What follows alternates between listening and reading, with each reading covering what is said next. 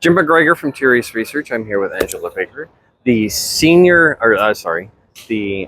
Chief Sustainability Officer at Qualcomm. Nailed it. I have to say that 3 times, I think.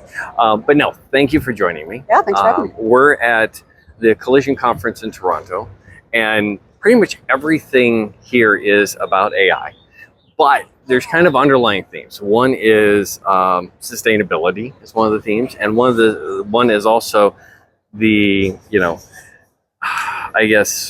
how responsible is AI, and how do we create responsible AI? And I think those two themes kind of go hand in hand. Absolutely. So, and I know you're going to be speaking here, but what do you think about when you think about sustainability and AI?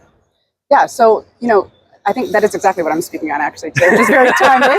But I think they do go hand in hand. And if you look at sort of the broader ESG lens or environmental social governance lens, it's really about how companies are designing or building things with, environmental impact in mind, or also with, are they building things in a responsible manner? And at Qualcomm, we're taking this very seriously, just pretty much like everybody else within the ecosystem, and really designing technology or designing AI in a way that it won't harm folks, that we're ensuring that we're working with partners across industry, we're working with standards bodies, we're working with regulators. I think these are going to be really important issues in order to ensure that we are building AI in a responsible manner so that it doesn't harm people, so that the models are trained in a correct way, right? So that there's privacy's built in, security's built in. There's all of these things that have to be thought about, as well as the environmental impact.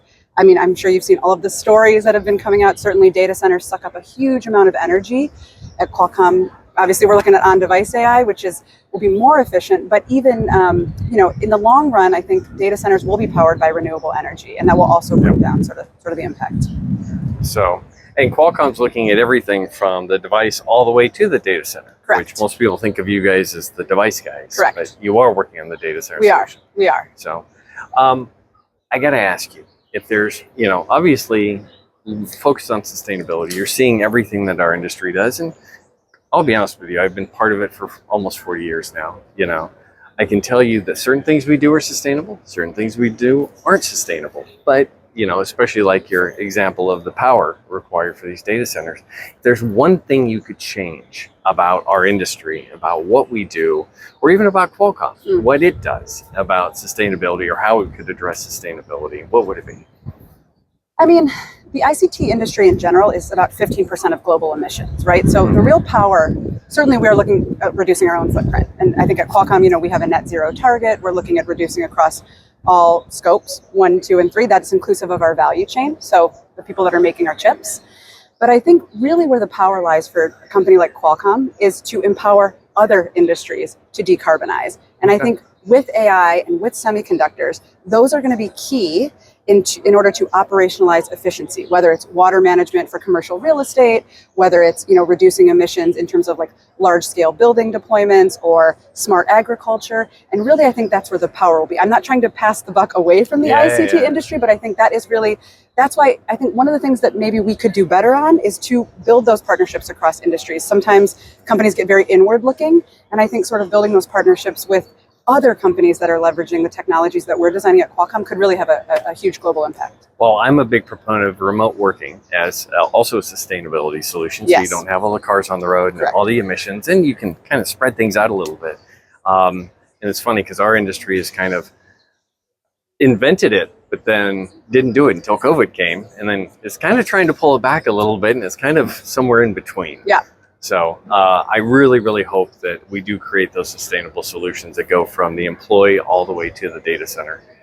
I agree. And I think there's so many things happening with remote work that have other benefits, right, in addition to sustainability. But I think there's other ways you can collaborate. You were saying earlier, You live in Arizona, I live in Washington, D.C. Most of my colleagues live in San Diego. So that is sort of a richer collaboration experience than if we're just all on conference calls. So that's not necessarily something you need AI for, although a lot of the on-device AI stuff is making that experience richer and better. Yeah. But I think, obviously as the sustainability person, I'm a big fan of, I think, letting people work where they are, reducing emissions on the road, those types of things. Actually, I would say AI is kind of a critical component. When you look at some of the capabilities of these collaboration environments, whether it's a metaverse, an omniverse, or whatever you want to call it, just that ability to do automatic coding, to do fact checking, to do all kinds of different things. AI can play a huge role in ways I don't think we've even scratched the surface for yet. Yeah, and even like the devices that are launching today with the Copilot Plus, that's going to make work more efficient because people will be able to spend less time on some of these tasks that maybe we've been spending more time on previously and focus on other things, right? So I think there's lots of applications that we haven't even really touched the surface on yet. So anything else you think that maybe we should do, not just the industry, but individuals should do to be more sustainable when it comes to technology? I think if you get these new devices with the on-device AI, obviously that's a good thing. But I think if you think about things like the way that you charge, right? Some people will leave their device charging all night. That's unnecessary, especially with these devices with longer lasting battery. You know, at Qualcomm, we're looking at power efficiency while not sacrificing performance. But there's lots of things individuals can do to be sustainable, and I think lots of things that they can force as consumers, companies to do, if you're demanding sort of environmentally friendly, whatever you're buying, you know. So companies listen to consumers, right? Yeah. So it's important. Well, I'm looking forward to it. And we're also seeing sustainability play a key role, not just in the direction of technology, but also in the direction of investing.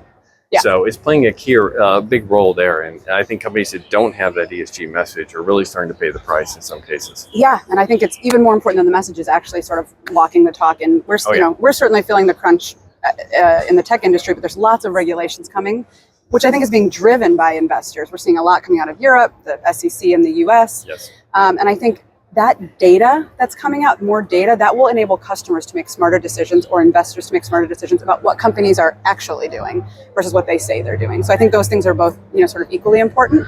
And it's going to be important for companies to look at how to design whatever they're building. For a company like Qualcomm, design our technology in a sustainable, responsible way, but also to reduce our operational footprint, right? So our buildings, our whatever, you know, our fleet, whatever you're looking at.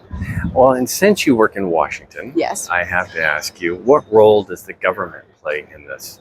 A key partner, right? I think we need regulators to help drive companies to be better, right? Or to build those public-private partnerships. We're doing a lot of work with governments in the U.S., but you know, globally in terms of bringing more renewable energy to the grid. That's a huge thing, right? Especially in places like Taiwan or Korea, places like that where it's less available.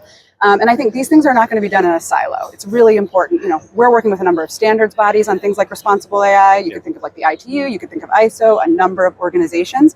It's not going to be done on an individual company level. It has to be done with these public-private partnerships. Otherwise, it will be unsuccessful and everybody will sort of be off doing their own thing. And yeah, that doesn't usually work that well. Well, I think we're finally headed in the right direction. I don't think we're going to reverse climate change, especially since we're in a heat wave here in Toronto.